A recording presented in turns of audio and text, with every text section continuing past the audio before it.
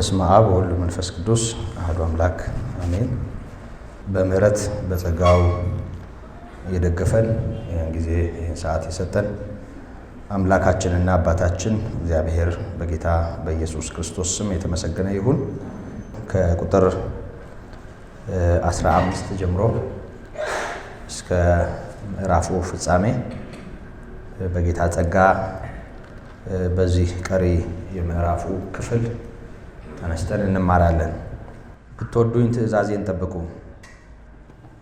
እኔም አብን እለምናለሁ ለዘላለም ከእናንተ ጋር እንዲኖር ሌላ አጽናኝ ይሰጣችኋል።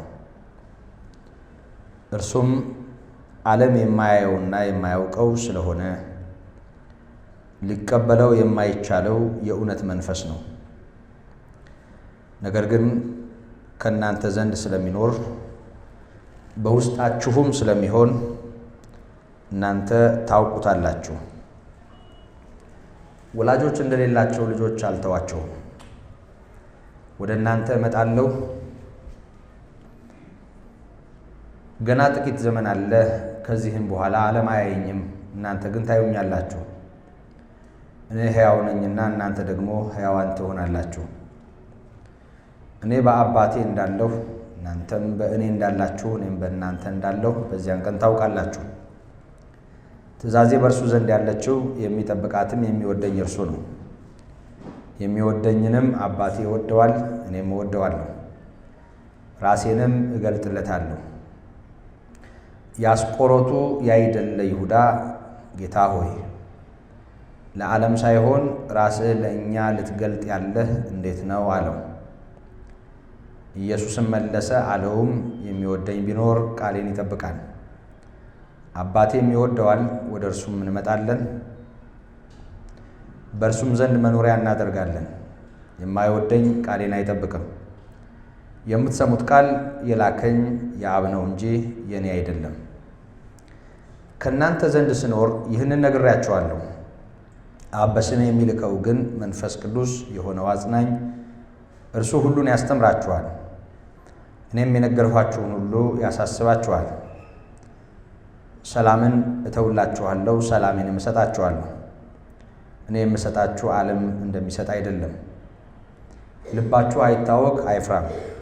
እኔ ሄዳለሁ፣ ወደ እናንተም እመጣለሁ እንዳልኋችሁ ሰማችሁ። የምትወዱኝ ብትሆኑ ከእኔ አብ ይበልጣልና ወደ አብ በመሄዴ ደስ ባላችሁ ነበር።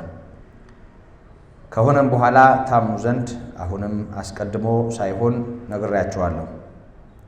ከእንግዲህ ወዲህ ከእናንተ ጋር ብዙ አልናገርም። የዚህ ዓለም ገዢ ይመጣልና በእኔ ላይ አንዳች የለውም። ነገር ግን አብን እንድወድ ዓለምም ሊያውቅ አብም እንዳዘዘኝ እንዲሁ አደርጋለሁ። ያው ከዚህ በፊት አንድ ሁለት ጊዜ አንስተን ተካፍለናል። ከዚህ በፊት የነበሩትን አንቀጾች እንደምታስታውሱት ጌታችን ኢየሱስ ክርስቶስ ከእርሱ ከደቀ መዛሙርቱ መለየት ጋር ተያይዞ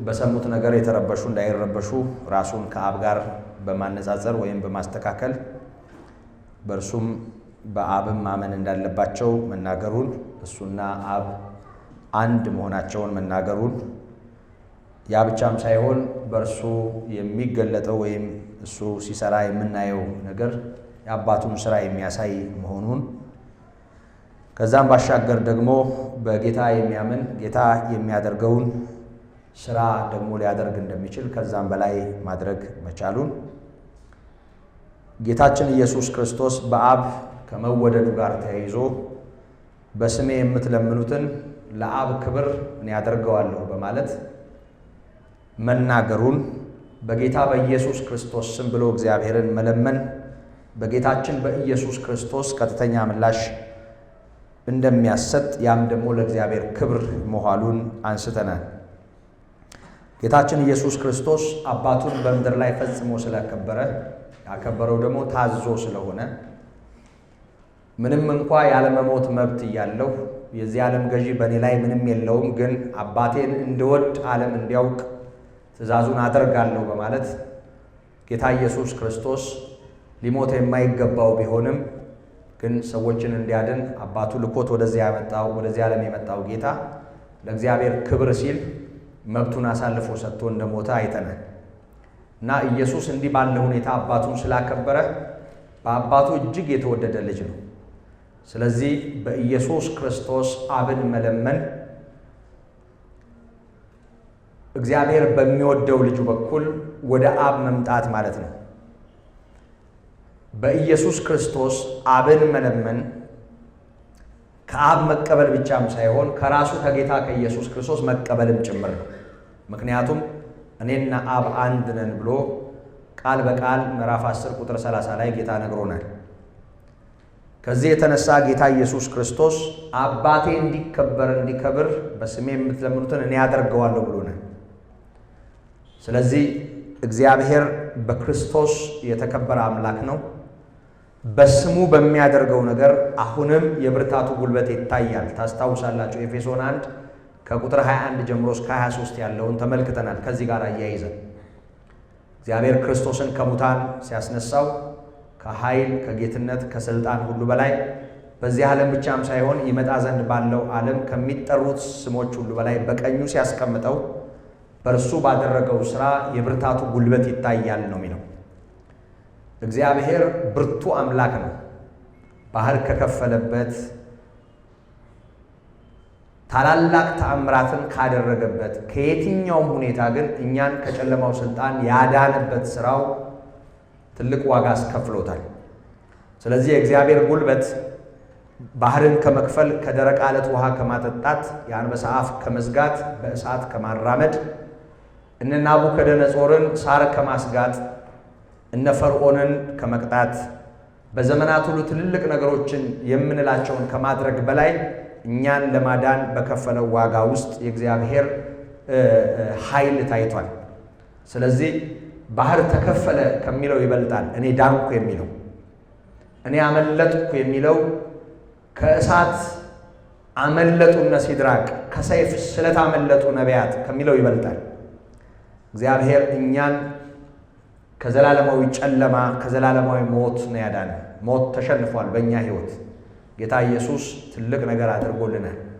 እግዚአብሔር በዚህ መታየት ይፈልጋል የሚለውን አስምረንበታል በባለፈው ትምህርታችን። እና እግዚአብሔር ትልቅ ነው የሚሉ ሰዎች በዕለት ከዕለት ሕይወታቸው በብዙ ነገር እግዚአብሔር ትልቅ ነው ሊሉ ይችላሉ። እሱ ማለት ስህተት አይደለም።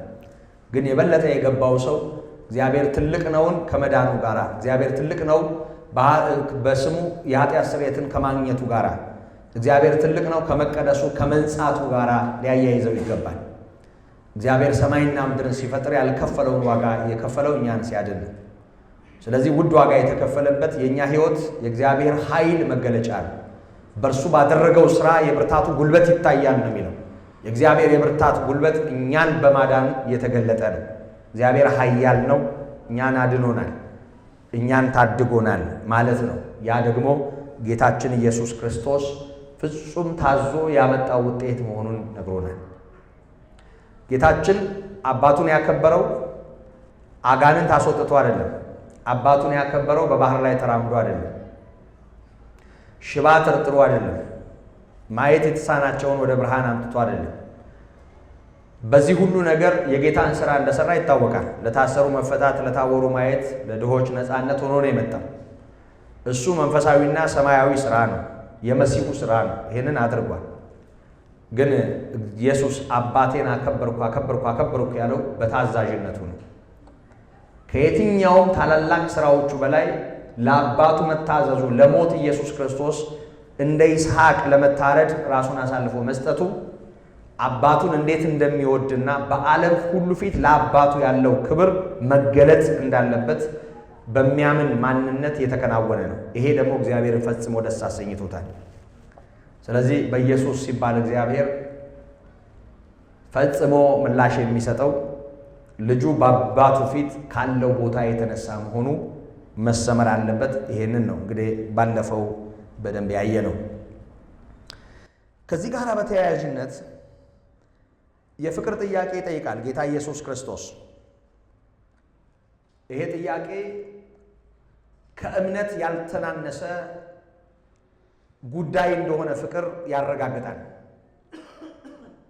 ለምሳሌ በያዕቆብ ምዕራፍ 2 ከቁጥር 14 ጀምሮ ከሥራ የተለየ እምነት ከነፍስ የተለየ ሥጋ ጋር ተነጻጽሮ ተቀምጧል። ነፍስ የተለየው ሥጋ የሞተ እንደሆነ እንዲሁ ግብር ወይም ተግባር የተለየው እምነትም የሞተ ነው የሚለው። ምውት የሆነ እምነት ማለት ነው። እምነት ምን ማለት ነው? በራሱ እምነት እንዴት ነው የሚተረጎመው? ደጋግመን አንስተነዋል። ዕብራውያን 11 የመጀመሪያውን ቁጥር ስናይ እምነት ማለት ተስፋን ማዕከል ያደረገ እርግጠኝነትና መረዳት ነው። የእምነት ማዕከላዊ ነገር ተስፋ ነው። ተስፋ ስለምናደርገው ነገር የሚያስረግጥ ያላየነውን የሚያስረዳ ነው የሚለው። የእምነት ትንታኔው ይሄ ነው። አንድ ሰው ያምናል ስንል ተስፋ አለው ማለታችን ነው። ተስፋ በሚያደርገው ጉዳይ ላይ እርግጠኝነት አለው ማለታችን ነው።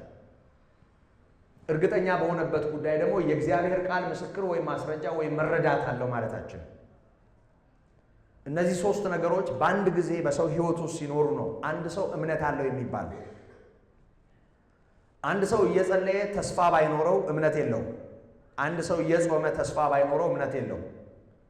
እየጾመ እንዴት ተስፋ የለውም ልትሉ ትችላላችሁ። በጣም ብዙ ሰው ቢያረግልኝ እንደው እግዚአብሔር እንደው ምናምን ይላል እንጂ ይወደኛል፣ ያረግልኛል፣ እግዚአብሔርን ተስፋ አድርገዋለሁ በሚል ቁርጥ ያለ አቋም አይደለም የሚጸልየው። ጸሎቱ እንደው ቢሆን ባይሆን ነው። ከዚህ የተነሳ ተስፋ ሳይኖረው የሚጸልይ ሰው ሊጸልይ ይችላል። እምነት ሳይኖረው መጸለይ የሚችል ሰው እንደማለት ነው።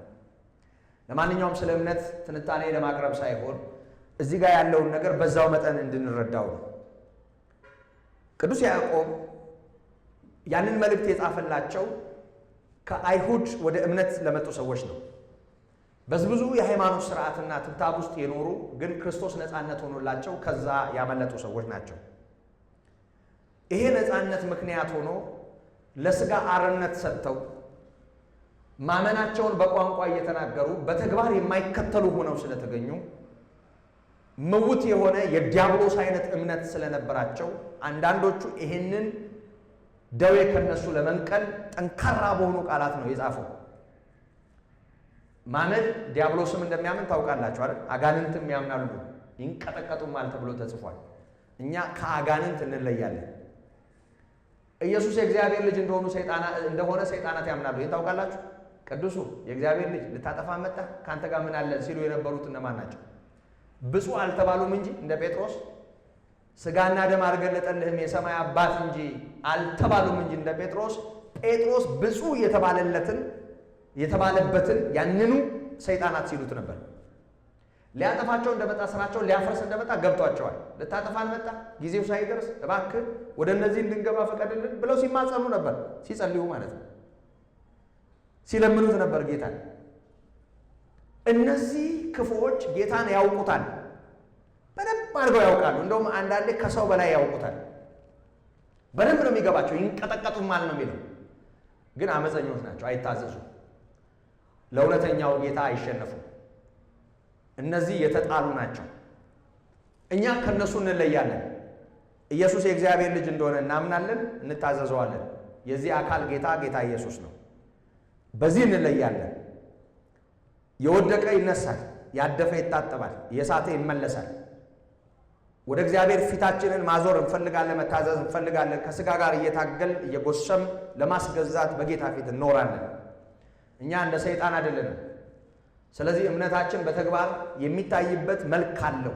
እምነት እንዲሁ ዝም ብለን ስናየው ተስፋን ማዕከል ያደረገ እርግጠኝነትና መረዳት ይሁን እንጂ በሚያደርገው ነገር ግን የሚገለጥ ነው። ለምሳሌ በያዕቆብ 2 ላይ ከነፍስ የተለየ ሥጋ የሞተ እንደሆነ እንዲሁ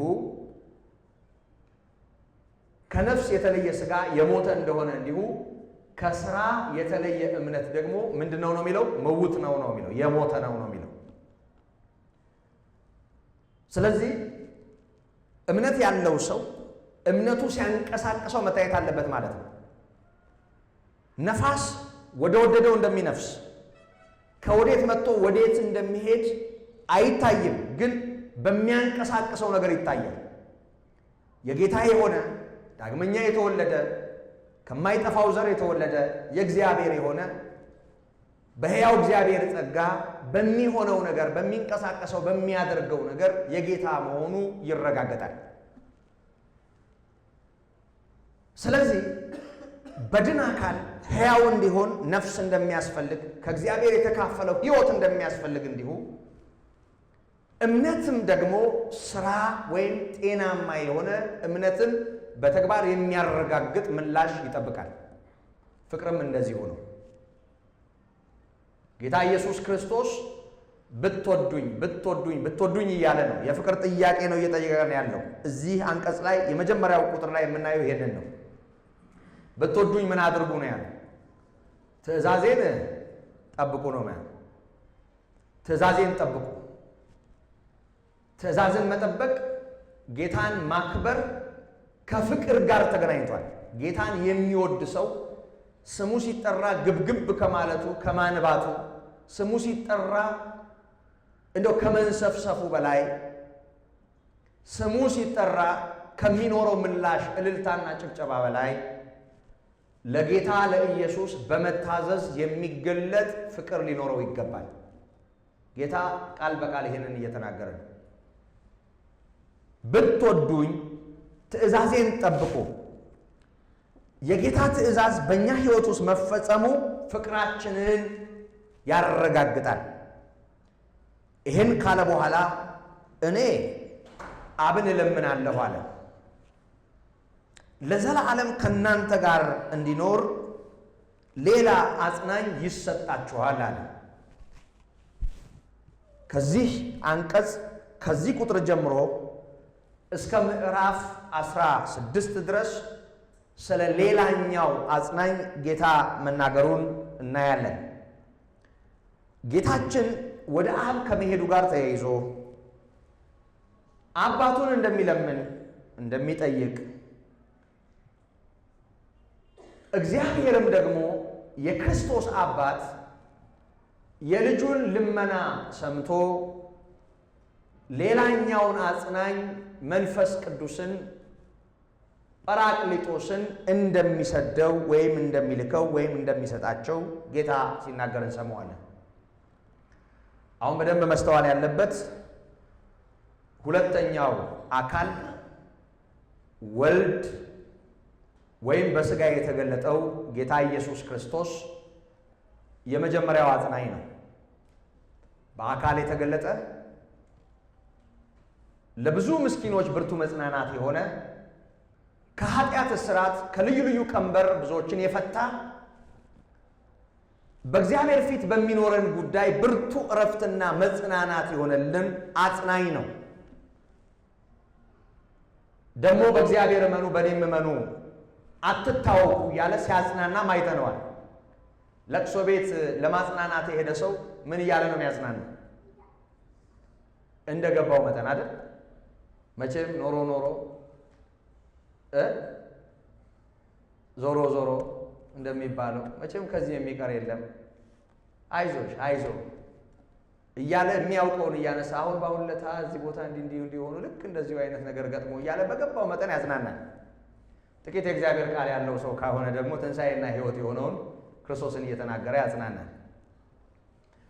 የጌታ ከመካከላቸው መወሰድና መሰቀል ለረበሻቸው በዚህ ጉዳይ ላይ ብቻም አይደለም። ክርስቶስ መጽናናት የሆነላቸው ሰዎች ምን ያህል ናቸው? እዩዋቸው። እነዛን ሁሉ ምንዱባን፣ እነዛን ሁሉ ችግረኞች ጌታ ኢየሱስ ጋር መጥተው እርፍ ያሉትን ሁሉ እዩዋቸው። ተጥመልምለው ተሽመድምደው የነበሩትን ማህበረሰቡ ያገለላቸውን ደም ሲፈሳቸው የነበሩትን በራሳቸው አካል ላይ ማዘዝ የማይችሉትን በዚህ ሁሉ ነገር የነበሩትን ጌታ አሳርፏል፣ አጽናንቷል። ለብዙዎች መጽናናት ሆኗል ጌታ ኢየሱስ። እና ይሄ ጌታ ወደ መጣበት ወደ ክብሩ ተመልሶ ይገባል። ወደዛ ከሄደ በኋላ ሌላኛው አጽናኝ፣ ሌላኛው ማለት በአካል ሌላ የሆነ ሌላኛው አጽናኝ በስም የእግዚአብሔር መንፈስ ዓለም ስለማያየው የማያውቀው እናንተ ግን በእናንተ ስለሚኖር የምታውቁት የተባለለት የጌታን እርገት ተከትሎ ወደ አባቱ መመለስ ተከትሎ የሚመጣውን ሌላኛውን አጽናኝ እየነገረን ያለ ምዕራፍ 14 ሥላሴን ያሳየናል ሙሉ ለሙሉ። አባቴ እያለ በግልጽ ስለ አባቱ እየነገረን ነው።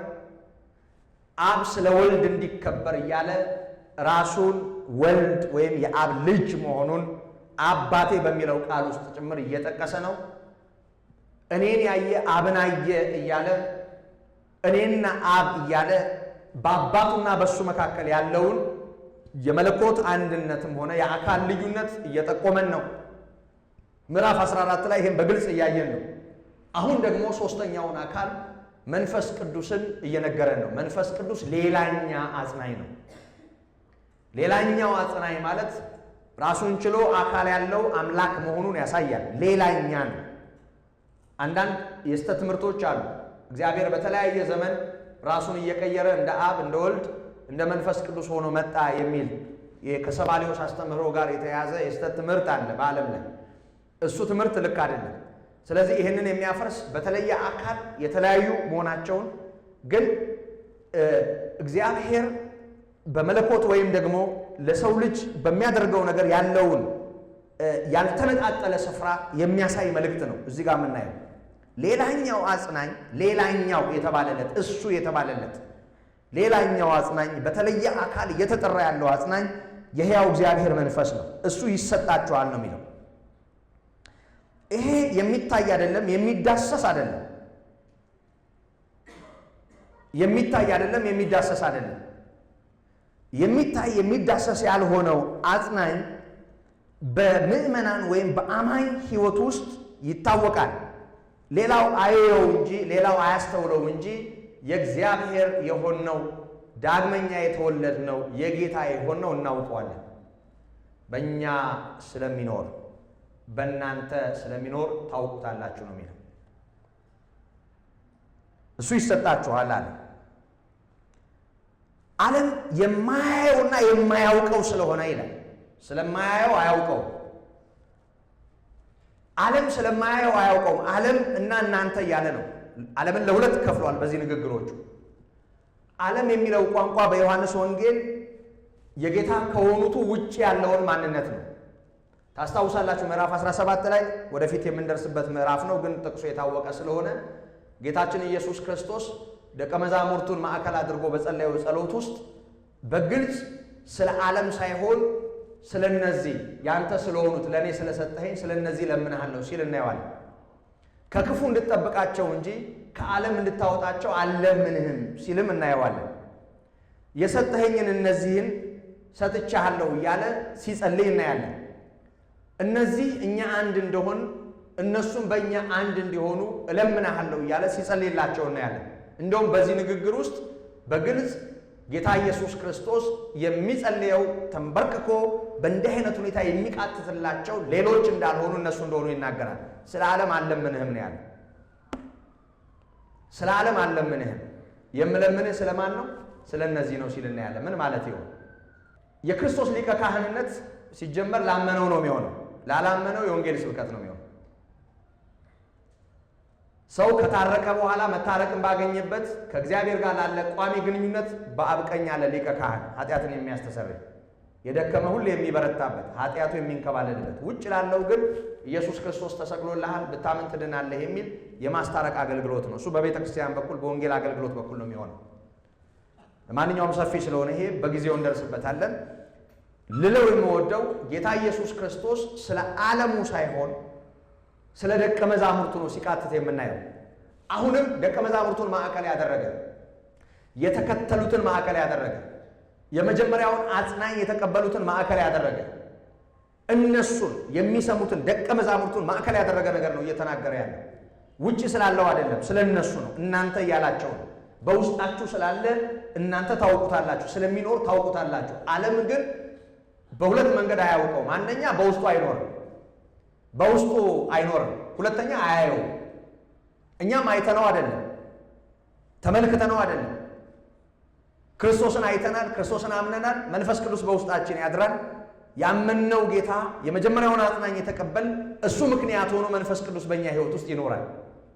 ስለዚህ እኛ በእኛ ውስጥ ስለሚኖር እናውቀዋለን፣ እናንተ በእናንተ ውስጥ ስለሚኖር ታውቁታላችሁ። ዓለም ግን አንደኛ አያየውም፣ ሁለተኛ በውስጡ አይኖርም። ስለዚህ አያውቀውም። ክርስቶስ በሌለበት ሕያው እግዚአብሔር መንፈስ ምንም አይሰራም። ክርስቶስ ባልከበረበት የለም። ክርስቶስ ስፍራ ባጣበት ስፍራ አጋንንት እንጂ የሕያው እግዚአብሔር መንፈስ ቦታ አይኖረው። ስለዚህ የሕያው እግዚአብሔር መንፈስ ኢየሱስ ክርስቶስን መክበር ወደ አባቱ መሄድ ተከትሎ የመጣ እንደመሆኑ መጠን የሚመጣው ደግሞ ተሰብስበው ሳትቀበሉ እንዳትወጡ ለተባሉ ደቀ መዛሙርትና ያንን የምስራች ሰምተው በዘመናት ሁሉ ወደዚህ እውነት ለተቀላቀሉ ቅዱሳን ሁሉ ነው። ስለ እነዚህ ብቻም ሳይሆን ከቃላቸው የተነሳ በእኔ ስለሚያምኑ ሁሉ ስላለ የሐዋርያትን ቃል ሰምተን በክርስቶስ ባመንነው ሁሉ ውስጥ የሚሰራ የእግዚአብሔር መንፈስ ነው መንፈስ ቅዱስ። ስለዚህ በማያምነው ውስጥ ቦታ የለውም። ስለማያየውም ሊቀበለው አይችልም። ዓለም አያየውም። ዓለም በውስጡ አያገኘውም። ዓለምና እናንተ ነው የሚለው። ዓለምና እኛ፣ ዓለምና ደቀ መዛሙርት የጌታ የሆነው ማንነት የተለያየ ዓለም ሰዎች ነው። የተለያየ ዓለም ሰዎች ነው። መንግስታችን ሌላ ነው። ልዑላችን ሌላ ነው። የጨለማው ዓለም ገዢ ሌላ ነው። የሚያስተዳድረን ብርሃን አለ፣ ሕይወት አለ። እንለያያለን ከዚህ ዓለም ጋር። ስለዚህ ይሄንን በሚያረጋግጥ ሁኔታ ዓለም የማያየውና የማያውቀው ስለሆነ የማይቀበለው የእውነት መንፈስ ነው ይለዋል። ጌታ ኢየሱስ እውነት እንደሆነ እንዲሁ መንፈስ ቅዱስ ደግሞ የማን መንፈስ ነው? የእውነት መንፈስ ነው። መንፈስ ቅዱስ እኔ እውነት ነኝ፣ እኔ ሕይወት ነኝ፣ እኔ መንገድ ነኝ ያለው ጌታ ይሄንን መንፈስ የእውነት መንፈስ ይለዋል። ሐሰት የለበትም። እውነትን ተከትሎ የመጣ ነው። ደግሞ የእውነት መንፈስ ነው። የእግዚአብሔር መንፈስ ነው። የጌታ መንፈስም ተብሎ ተጠርቷል። የክርስቶስ መንፈስም ከለከለኝ ይላል ጳውሎስ። የክርስቶስ መንፈስም ተብሎ ተጠርቷል። ለማንኛውም የእውነት መንፈስ፣ እውነት የሆነው መንፈስ ዓለም የማያውቀው ስለማያውቀው ሊቀበለው የማይቻለው ነው። ነገር ግን ከእናንተ ዘንድ ስለሚኖር በውስጣችሁም ስለሚሆን እናንተ ታውቃላችሁ ይላል። እግዚአብሔር ይመስገን። እውነት ነው ይሄ። እስቲ እውነት ነው የሚል እውነት ነው የሚል ያለምንም ምልክት እውነት ነው።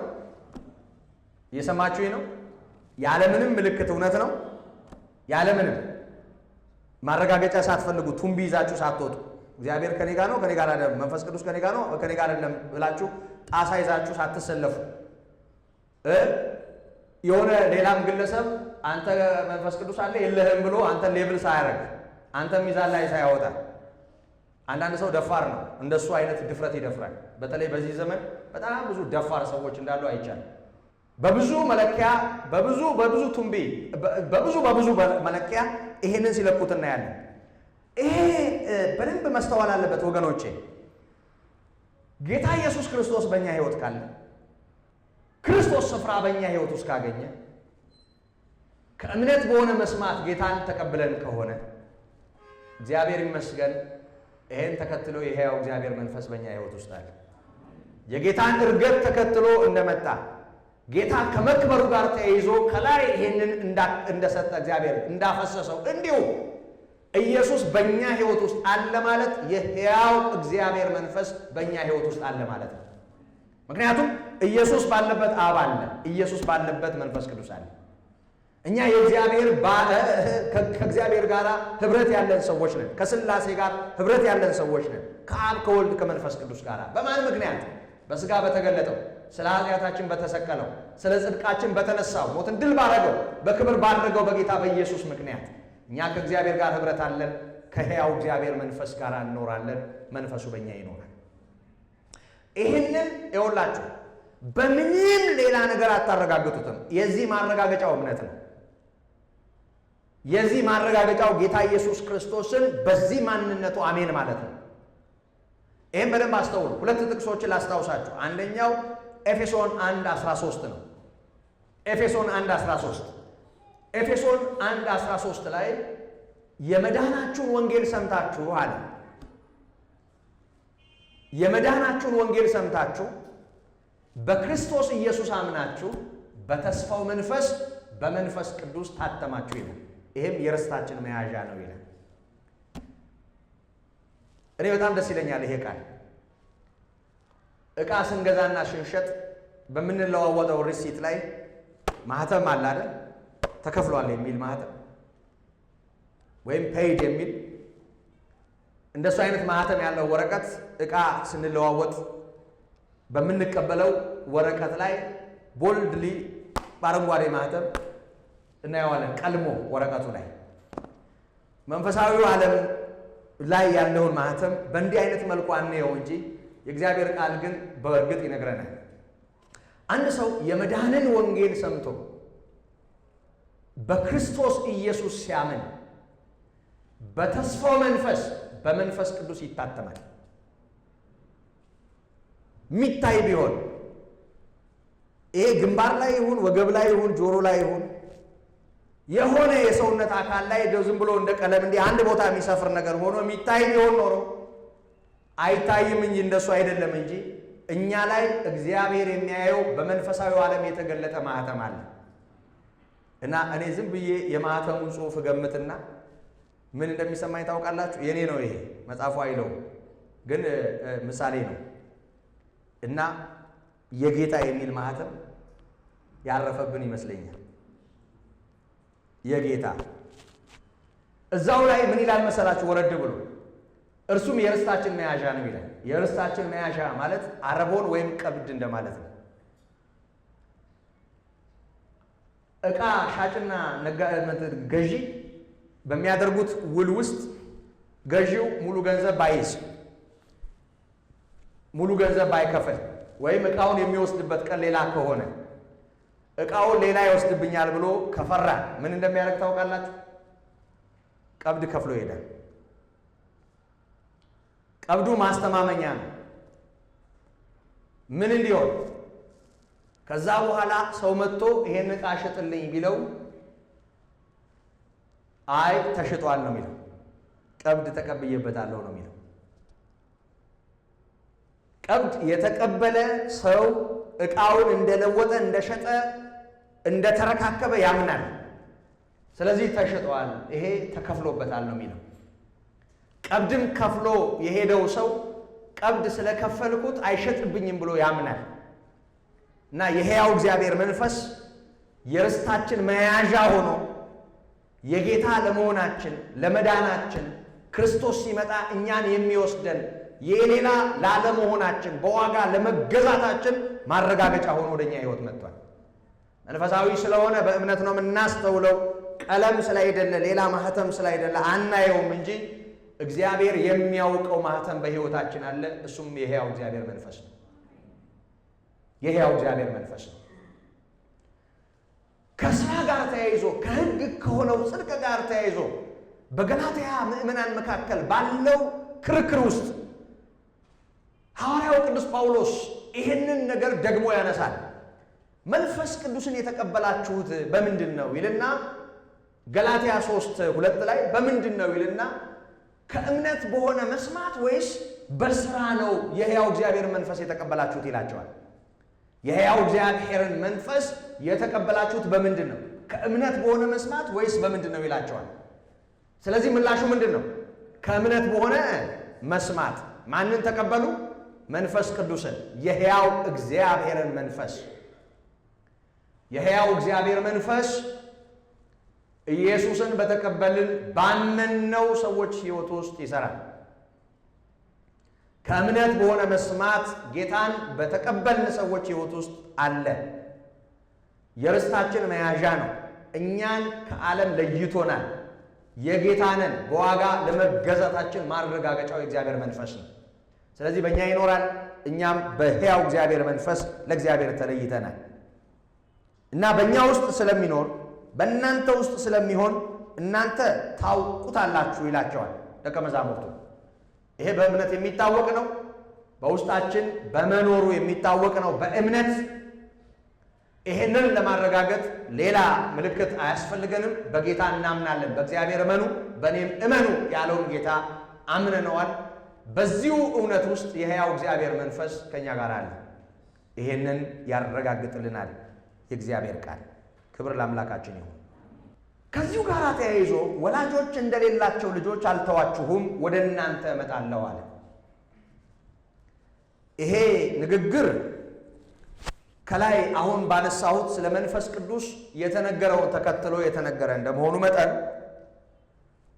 ከጌታችን ከኢየሱስ ክርስቶስ ወደ መጣበት መመለስ ወይም ማረግ ጋር ተያይዞ ከአብ ዘንድ የሚላከው ሕያው የሆነው የእግዚአብሔር መንፈስ በደቀ መዛሙርቱ ሕይወት ውስጥ ከማደሩ ጋር ተያይዞ የተነገረ እንደሆነ እናስተውላለን። ስለዚህ በክርስቶስ ወደዚህ ዓለም መምጣት አብ እንደተገለጠ እንዲሁ በመንፈስ ቅዱስ መምጣት ደግሞ ወልድ በእኛ ሕይወት ውስጥ ከብሯል። ምክንያቱም መንፈስ ቅዱስ ወደ እውነት የሚመራ ነው፣ ክርስቶስን የሚያከብር ነው።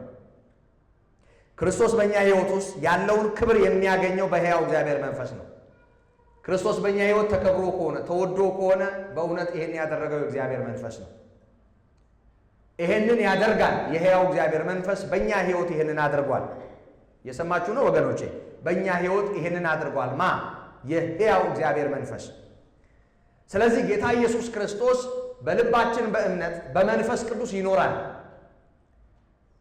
መንፈስ ቅዱስ በእኛ ሕይወት ከመኖሩ ጋር ተያይዞ ጌታ ኢየሱስ ክርስቶስ በእኛ ሕይወት ውስጥ በሕያውነት ስለሚኖር ወደ እናንተ እመጣለሁ ከመንፈስ ቅዱስ መውረድ ጋር ተያይዞ ልናየው እንችላለን። ኢየሱስ ወደዚህ ዓለም መጥቶ ታይቶ እኔን ያየ አብን አየ እንዳለ ሁሉ መንፈስ ቅዱስ በሕይወቱ ያለ አማኝ ወይም ደቀ መዝሙር መንፈስ ቅዱስ ባለበት ሕይወት ውስጥ በሌላ ቋንቋ ወልድ አለ፣ በሌላ ቋንቋ አብ አለ። ይሄ ከዚህ ጋር ቀጥታ ይገናኛል። ሌላኛው ግን ሁለት የጌታን እንደገና ወደ ደቀ መዛሙርቱ ተመልሶ መምጣት የሚያሳይ ነው። አንደኛው መጨረሻ ላይ የምናየው ሐረግ ምዕራፍ 13ም ላይ የተንደረደርንበት ነገር የጌታችንን ስቅለት የሚያስታውስ ስለሆነ ጌታችን ኢየሱስ ክርስቶስ ከተሰቀለ ከተገደለ በኋላ በሦስተኛው ቀን ስለ መነሳቱ ስለ ትንሣኤው ተናግሯል። ከትንሣኤ በኋላ ጌታ ኢየሱስ ክርስቶስ ለደቀ መዛሙርቱ ከመታየቱ ጋር ይያያዛል። ከትንሣኤ በኋላ አሁን ልክ እንዳለው ጌታ ይታይ የነበረው ለተቀበሉት ደቀ መዛሙርት ነው። ብዙዎች አይተውታል። ወደ 11 ጊዜ ጌታ የተገለጠበትን መገለጥ ቅዱሳት መጻሕፍት መዝግበውታል። ከ500 ለሚበዙ ሰዎች ታይቷል። ደቀ መዛሙርት ቶማስ በሌለበት ያው ይሁዳ ጠፍቷል። 10ሩ በተሰበሰቡበት ተገልጧል። ዮሐንስ 20 ላይ እንደምናየው እንደገና ደግሞ ቶማስ ባለበት እዛው ምዕራፍ ላይ እንደገና ተገልጧል። ለነ ሉቃስ ለነ ቀሌዮጳ ተገልጧል። ከዛ ባሻገር 11ዱ ጌታ ሲያርግ ደብረ ዘይት ተራራ ግርጌ ስር ቆመው ጌታ ከፍ ከፍ እያለ ሲሄድ አይተውታል። እንዲሁ ሲሄድ እንዳያችሁት እንዲሁ ተመልሶ ይመጣል የሚለውን የምስራች ሰምተው ወደ ቤታቸው የገቡ ናቸው። የትንሣኤው ምስክሮች ናቸው። ከትንሣኤ በኋላ ጌታን አይተውታል። አብረውም በልተዋል። ጴጥሮስ ለቆርኔሌዎስ ቤተሰቦች በተናገረው ምስክርነት ውስጥ ሐዋርያት ሥራ ምዕራፍ 10 ላይ አብረነው የበላን የጠጣንም እኛ ነን ይላል። ከትንሣኤ በኋላ አብሮ መብላት መጠጣቱን ጴጥሮስ በግልጽ ይናገራል።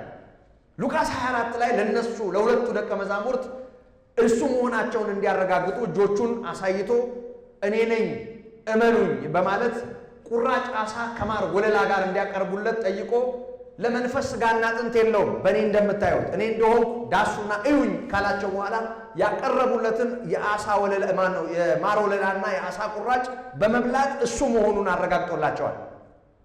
ጌታ ኢየሱስ ክርስቶስ ከትንሣኤ በኋላ ለደቀ መዛሙርቱ ሕያው ነው፣ ሕልው ነው፣ ለብዙዎች ታይቷል። ተመልሼ እመጣለሁ የሚለው ቋንቋ ይህንንም ቀጥታ ያመለክታል። ከዛ ሲቀጥል ደግሞ እግዚአብሔር ይመስገን የተባረከው ተስፋችን ኢየሱስ ለምናምነው ለሁላችን በጽድቅ ይገለጣል፣ ቤተ ክርስቲያንን ለመውሰድ ይመጣል። ይሄም ተመልሼ አያቸዋለሁ ከሚለው ጋር ይያያዛል። ስለዚህ ሦስቱንም ነገር ንግግሩ ሊያመለክት ይችላል። በመንፈስ ቅዱስ ጌታ ዛሬም በእኛ ሕይወት ውስጥ አለመሰወሩ አለመጋረዱ መብራቱ፣ ከትንሣኤ በኋላ ደግሞ ክርስቶስ በትንሣኤው ለደቀ መዛሙርቱ መገለጡ፣ ከዛም ሲቀጥል ደግሞ ለቤተ ክርስቲያን ወይም በአጠቃላይ ጌታ እንደገና ተመልሶ ለመምጣቱ የሚሆን ተስፋ ነው፣ የሚሆን ንግግር ነው። እነዚህን ሦስቱን ነገሮች የጌታ ንግግር ያሳየናል። ወላጆች እንደሌላቸው ልጆች አልተዋችሁም አላቸው። ወደ እናንተ እመጣለሁ። እግዚአብሔር ይመስገን። ይሄ ቋንቋ እነዚህ ሶስቱንም ነገሮች ማዕከል ያደረገ ነው። በመንፈስ ቅዱስ ጌታ የሱ ወደ ሆነ ሁሉ መምጣቱንም ከትንሣኤ በኋላ ጌታ ከሞት በላይ ሆኖ መምጣቱ መገለጡን መታየቱን እዩኝ ማለቱንም ደግሞ ለሁላችንም ጌታ እንደገና በክብር መጥቶ የሚታይ ጌታ መሆኑንም እንድናስብ እድል ይሰጠናል። ገና ጥቂት ዘመን አለ አለ።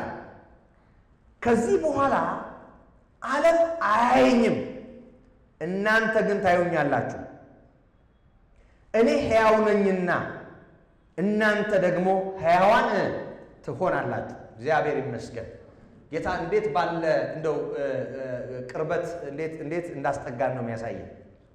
አስጠግቶናል ወደ ማንነቱ፣ ወደ ልቡ፣ እሱ ወዳለበት ክብር ስቦ አስገብቶናል። ወደ ማንነቱ አስጠግቶናል። ዓለም አያየኝም። ልክ ነው። ዓለም ሊያየው አይችልም። አሁንም ጌታን የሚያዩ ያመኑ ናቸው። ቅድም ያልኩትንም ከትንሣኤ በኋላ ያለውንም ነገር ቀጥታ ከደቀ መዛሙርቱ ጋር ስናያይዘው እሱንም እንድናይ ይጋብዘናል። ከዛ ባሻገር ግን እናንተ ታዩኛላችሁ ይልና እኔ ሕያው ነኝና እናንተ ደግሞ ሕያዋን ትሆናላችሁ። እግዚአብሔር ይመስገን። በእኔ መጠን እያለ ነው። እኔ ምንድን ነኝ? ሕያው ነኝ። ሕያው ማለት ምን ማለት ነው? የሚኖር ማለት ነው። ሕያው ማለት የሚኖር ማለት ነው። እኔ ሕያው ነኝና እናንተም ሕያዋን ትሆናላችሁ። ሕያው ማለት የሚኖር ማለት ነው። ጌታ ኢየሱስ ክርስቶስ አሁን የተሾመበትን የሊቀ ካህንነት ክብር ሲነግረን በማያልፍ የሕይወት ኃይል የተሾመ መሆኑን ይነግረናል። እንደገናም ደግሞ ምዕራፍ 13 ቁጥር 18 ላይ በዘላለም ኪዳን ደም ለበጎች ትልቅ እረኛ የሆነ ጌታ ኢየሱስን ከሙታን ያስነሳው እግዚአብሔር ይላል ለሚሞተው ለእናንተ ለዚህ አካል ይሄን ሕያውነት ያድላል።